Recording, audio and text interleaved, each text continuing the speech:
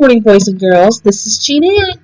Lent starts today. We discussed Lent during my introduction yesterday, but just as a reminder, Lent is about 6 weeks leading up to Easter, and during this time, Christians around the world prepare themselves for Easter. Each day of Lent, we will take a journey through Jesus' life by reading stories from this book, the Easter Storybook, by Laura Ritchie. These stories will be events from Jesus' life that led up to Easter, the day we celebrate Jesus rising from the dead.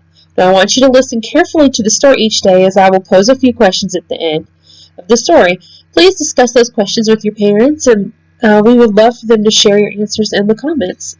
Today, we're going to do day 1, which is Jesus in the temple, from Luke 2. And first I'm going to read the Bible verse, John 1:14.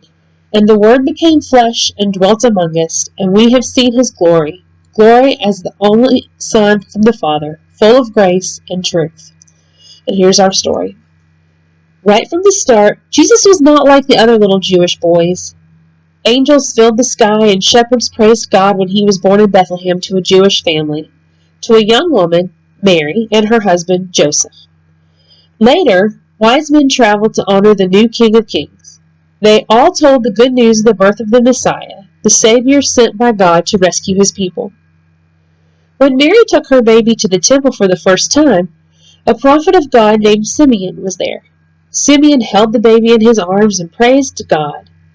Lord, now I may leave this world in peace, for I have seen your salvation, a light for all people. As time passed, Jesus grew strong and was filled with wisdom, and the grace of God was with him. Like other Jewish families, Jesus and his parents traveled to Jerusalem every year to celebrate Passover, a time to remember when God rescued the Jewish people out of slavery in Egypt. When the festival ended, Jesus' family and friends all started the long journey home. Suddenly, Mary and Joseph realized Jesus was not with their group. Mary was worried. Jesus was 12 years old, but this wasn't like him. Mary and Joseph returned to Jerusalem searching for Jesus. 3 days later, they finally found him. Where was he?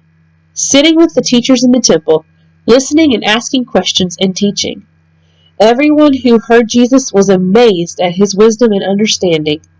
How could a boy know so much about God and his law? But Mary was upset. Son, why have you treated us so? Your father and I have been searching for you.